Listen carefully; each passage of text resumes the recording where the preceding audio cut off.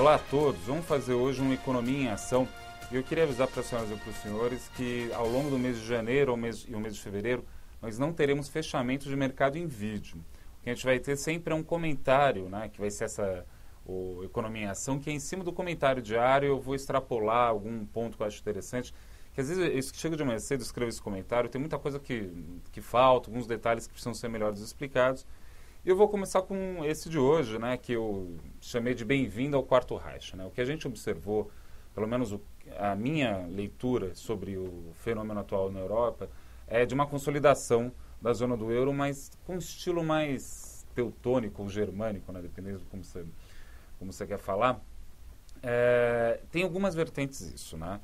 A Alemanha, primeira coisa, né, o projeto da zona do euro é um projeto fundamental para a Alemanha e para a França. Eles precisavam, na verdade o projeto da zona do euro começou por uma iniciativa francesa, na verdade, mas imediatamente foi abraçado pela Alemanha. Né? A Alemanha hesitou um pouco num primeiro momento, porque ela tinha que unificar, né, o próprio país, né, mas depois esse processo de unificação foi continuado.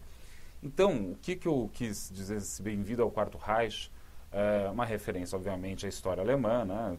Tiveram, até a Segunda Guerra Mundial, tiveram 3 Reiches. O primeiro foi com Bismarck, que unificou os países, né, ou, enfim, a região germânica, tal qual a gente conhece o outro. O segundo Reich, a gente teve a Primeira Guerra Mundial. O terceiro Reich, a Segunda Guerra Mundial.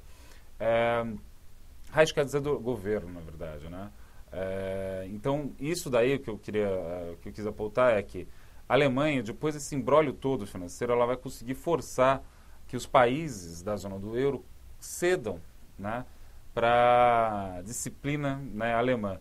O que eu quero dizer com isso? Né? Quando eles fizeram a zona do euro, fizeram uma união monetária, mas não tinha uma união fiscal, de fato. E agora eles vão construir isso. Para construir essa união fiscal, a Alemanha precisava, né, de um evento, né, que fosse forte o suficiente para quebrar as resistências internas dos países. Né?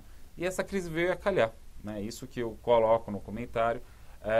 Você tinha que tirar alguns empecilhos, por assim dizer, do caminho em relação à condução de políticas fiscais mais restritivas. Então, por exemplo, na Itália, era impensável fazer uma política séria do ponto de vista fiscal com o Berlusconi. Né? Eles tinham que tirar o Berlusconi de lá. Né? Mesmo na Espanha, né, um governo mais socialista, né, também, de repente, não tinha tanto, né, que é o Zapatero, né, não tinha tanto capacidade, né, para conseguir fazer isso. Então se organizaram uma série de partidos, uma série de governos mais simpáticos a esse tipo de controle fiscal europeu, que vão conduzir a Alemanha, né, vai conduzir esse processo de unificação fiscal. Nesse comentário aqui, eu fiz uma menção à briga que tem entre a Inglaterra e a Europa continental, entre a França, a Alemanha e a Inglaterra. Né? A Inglaterra, durante o século passado inteiro, e esse tem sido também, ela tem ganhado muito dinheiro, né, fazendo arbitragem entre Estados Unidos e Europa. Ela fica no meio do caminho fazendo isso. A Inglaterra não quis entrar na zona do euro, né, adotar a moeda única. Hoje em dia ainda tem pound, libra esterlina, porque ela sabia que se aderisse à moeda, né, a Alemanha tinha um espaço muito grande de acabar impondo uma política fiscal. A Inglaterra, eles estavam certíssimos nisso, né? Os ingleses acertaram no prognóstico.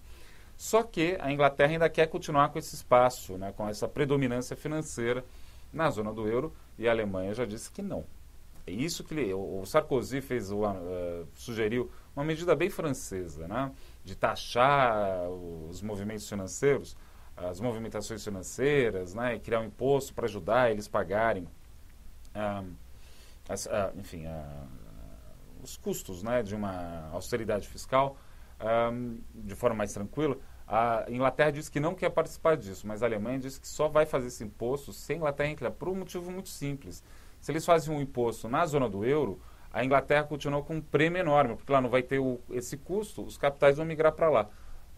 Mas a Alemanha vai enquadrar, por assim dizer, a Inglaterra. Eu acho que o Reino Unido, né, tem que entender que ele está nesse jogo. A Inglaterra vai resistir bravamente, não vai deixar tão fácil. David Cameron, que é o primeiro-ministro inglês, já disse que vai vetar qualquer iniciativa nesse sentido no euro, né, na Eurolândia, para criar essa taxa. A ver, então, temos que prestar atenção nisso daí, mas tem uma briga boa. Eu estou otimista com esse processo alemão. E isso tem algumas implicações. Quer dizer que vai ser bom para o povo europeu? Não necessariamente, né? O que eles tinham de benefícios, nitidamente vão ser cortados. Eu não vejo aí espaço para aumentar os benefícios, sim reduzir benefícios.